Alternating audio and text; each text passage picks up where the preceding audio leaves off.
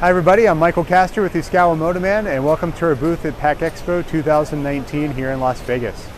So what I want to show you today are two kind of unique items for us. So the first one is our HC10DT, what we call the Robot Programming Experience or Robot Petting Zoo, whichever you prefer. So this is showcasing our new smart pendant. So that's this guy. It is kind of a tablet-based programming method for a robot. So a traditional pendant, you have a small screen and a bunch of buttons, and we have a 2-week class or a 1-week class in Ohio to teach you how to use that. With the smart pendant though, this is designed to be used by new users. So people that have never used a robot before can pick this up and figure out how to program it very, very quickly and effectively. So to program this, to set it up, we have a left button, a right button, a towards button, and away from you button. So left is going to be my left, right's my right, away is away, and towards is towards. So you can see the robot moving. So if I rotate with it, if I'm trying to do something complicated or get it into a machine or get something off a shelf, if I tilt with it, away is still away from me, towards is towards, left is left, and right is right.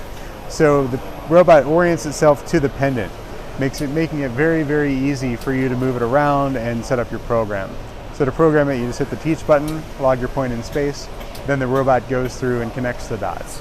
So very, very easy to use, great technology. Also, you can do rotations with it. Hold the rotate button down, and the robot will rotate according to how you tilt the pendant. Do some really fun stuff with it. So if you're around at PACK EXPO today, make sure you stop by and check this out. So the other fun thing I want to show you is another collaborative robot. So this is only one of a handful of prototypes that exist in the world today. So this is the HC20. So it's a 20 kilogram collaborative robot.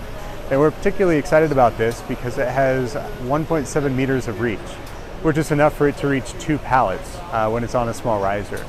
So great for collaborative palletizing applications where you have people around and you need the robot to continuously operate.